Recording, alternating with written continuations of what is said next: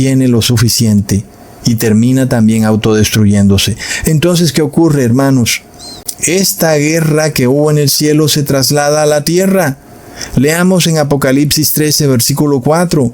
Y adoraron al dragón que había dado autoridad a la bestia, y adoraron a la bestia, diciendo: ¿quién como la bestia? ¿Y quién podrá luchar contra ella? Y este versículo nos revela a multitudes y multitudes de gentes que se unifican con el dragón, aceptando su doctrina, la doctrina del bien común, en donde la codicia, el adulterio, la mentira y el placer son justificados, entre comillas, porque todo el mundo los hace.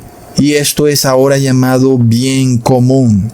Y es la nueva forma de gobierno de esta religión de ángeles caídos. Se ha mimetizado la iglesia con el Estado. Ahora el Estado quiere obligar a todos los seres humanos a que se despojen de la ley de Dios para acogerse al bien común.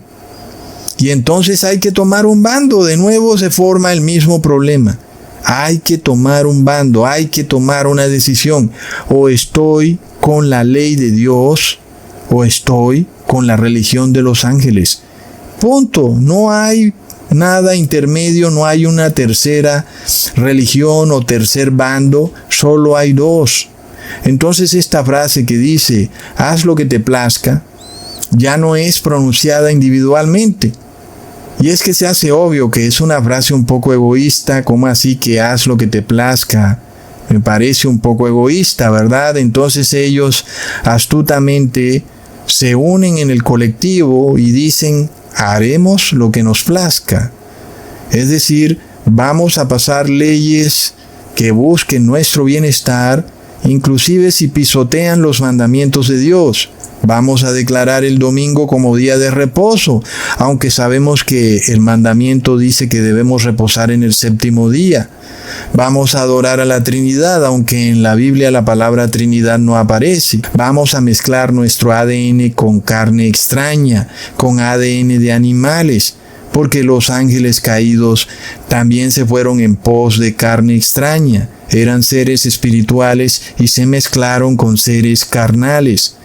Y como nosotros estamos con la religión de los ángeles caídos, vamos a hacer lo mismo.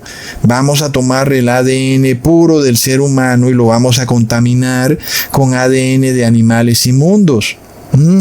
¿Lo vemos, hermanos? Esto se repite, la batalla de Miguel con sus ángeles en contra de Satanás y sus ángeles se traslada aquí a la tierra. Y entonces vuelve y juega. La misma teoría del demonio, haremos lo que nos plazca, estamos todos en esto juntos. ¿Lo vemos? Y uno se pregunta, ¿por qué Dios no destruyó a Satanás de una vez por todas si pecó desde el principio? Ojalá lo hubiera matado desde un principio. Entonces, ¿por qué Dios no usó su poder simplemente ya y desaparecer a Satanás y también a sus ángeles, quitarles el aliento de vida? Tal vez en un segundo habrían dejado de existir. Lo que se nos revela aquí, sin embargo, es que en esta batalla entre Jesús y sus ángeles y Satanás y sus ángeles, es que el enemigo principal no es el individuo, es el pecado, hermanos. Por eso Jesús y sus ángeles tenían que derrotar al pecado. Y ahora sí, con el pecado derrotado, entonces también son derrotados todos estos poderes, estas huestes de maldad que esclavizaban a la raza humana, precisamente a través del pecado. Leamos en 1 de Juan capítulo 3 versículo 8. El que practica el pecado es del diablo, porque el diablo peca desde el principio.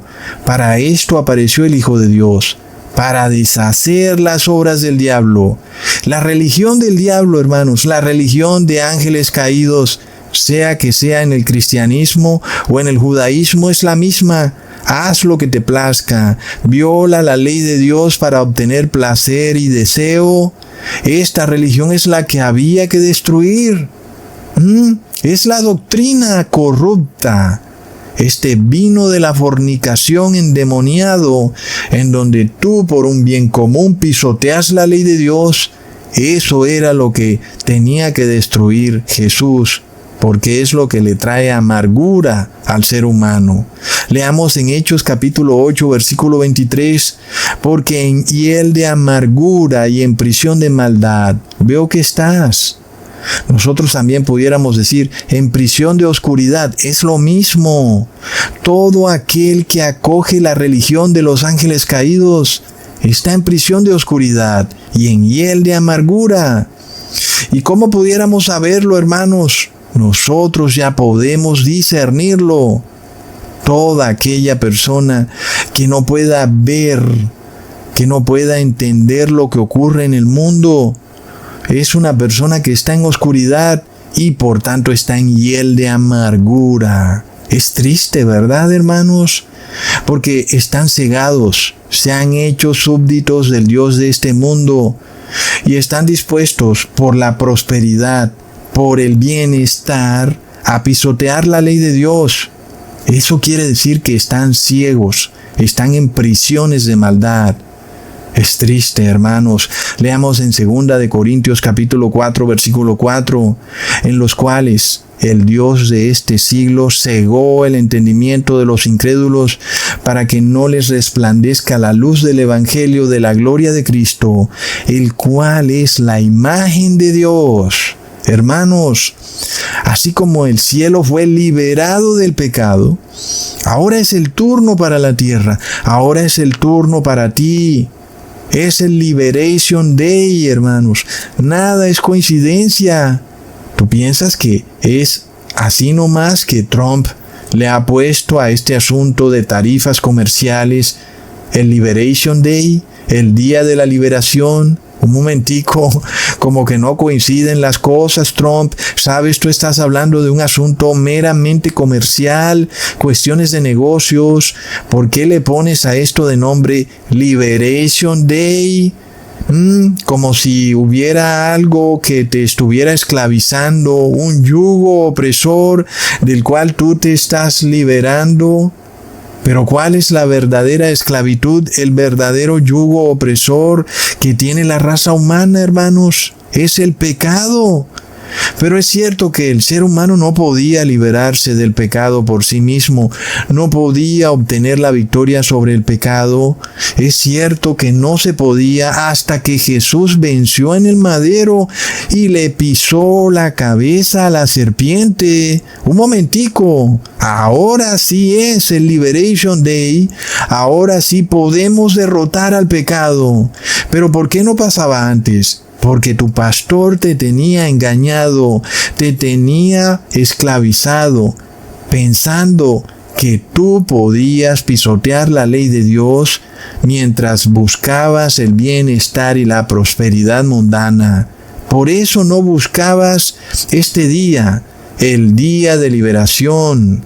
Leamos en 1 de Corintios capítulo 6, versículo 3. ¿No sabéis que hemos de juzgar a los ángeles, cuanto más las cosas de esta vida? ¿Y cómo podría un esclavo juzgar a otro esclavo, verdad? Ambos amarrados en cadenas de maldad, y el uno condenando al otro. Pues no se puede, hermanos. Los únicos que juzgan a los ángeles son los que se arrepienten, los que se liberan de las cadenas de maldad, de las cadenas del pecado. Ahora pueden juzgar a los que nunca quisieron liberarse. ¿Qué te pasó? Si tenías todo para liberarte, la sangre de Jesús rompía las cadenas del pecado. ¿Acaso esto es una coincidencia, sino más que al apóstol Pedro lo encadenaron y las cadenas se le escurrieron de las manos? Porque esas cadenas representan las cadenas del pecado que la sangre de Cristo ahora destruye por completo. El ser humano ahora sí puede buscar el Liberation Day. Ahora sí puede liberarse del yugo opresor al que lo tenía esclavizado.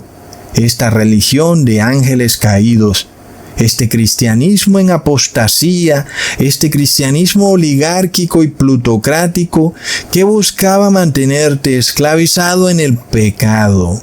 Hermanos, porque si nadie pudiera guardar la ley de Dios, ¿Por qué el apóstol Pablo dijo que habrán unos que guardarán perfectamente la ley de Dios? ¿Qué? ¿Cómo así que el apóstol Pablo dijo que algunos guardarán perfectamente la ley de Dios? ¿Acaso él no dice que para qué sirve la ley de Dios? ¿No será que a ti te han enseñado un evangelio distinto? Porque te han enseñado que el apóstol Pablo enseña que ya no hay que guardar la ley de Dios, pero vemos que no es así, que el apóstol Pablo nos revela que habrán personas en este mundo que guardarán perfectamente la ley de Dios. Leamos en Romanos capítulo 2, versículo 27. Y el que físicamente es incircunciso, pero guarda perfectamente la ley, así como lo lees y lo oyes, esta persona guarda perfectamente la ley. Y como la guarda perfectamente, te va a condenar a ti, que has tenido la palabra, que has tenido la unción de la sangre de Jesús y sigues siendo transgresor de la ley. Hermanos, ¿por qué los pastores dicen que el apóstol Pablo enseña que nadie puede guardar la ley? Pero si él nos dice todo lo contrario, que habrán personas que guardarán perfectamente la ley. Por supuesto, entonces, que esos que guardan perfectamente la ley tendrían que condenar a todos esos pastores y curas que dicen que nadie puede guardar la ley. De la misma forma, es apenas obvio que un ser humano que está revestido de carne pecadora, pero guarda perfectamente la ley, sí va a juzgar a un espíritu que sin tener carne pecadora se dedicó a satisfacer los deseos y placeres de la carne. De locos. Ahora, ¿cómo pudiera lograr un ser humano guardar perfectamente la ley? Pues para eso Jesús derrotó a las huestes de maldad en el madero. ¿Verdad, hermanos? Para que los seres humanos guardaran perfectamente la ley. Entonces, Jesús sujeta bajo sus pies a esas huestes espirituales de maldad. Leamos en Romanos capítulo 6, versículo 11 al 14. Así también vosotros consideraos muertos al pecado, pero vivos para Dios en Cristo Jesús, Señor nuestro. No reine pues el pecado en vuestro cuerpo mortal, de modo que lo obedezcáis en sus concupiscencias, ni tampoco presentéis vuestros miembros al pecado como instrumentos de iniquidad, sino presentaos vosotros mismos a Dios como vivos de entre los muertos, y vuestros miembros a Dios como instrumentos de justicia, porque el pecado no se enseñoreará de vosotros, porque no estáis bajo la ley, sino bajo la gracia. Ahora estamos leyendo el versículo en su claro contexto, no como te lo enseñan los pastores, sacado fuera de contexto. Oh, amigo, ven a bailar a la iglesia porque no estamos bajo la ley, sino bajo la gracia. Un momentico. Pero no estás leyendo todo lo otro que se dijo anteriormente, del versículo 11 al 13. Ojo, entonces te predican la religión de ángeles caídos. Es una religión invertida.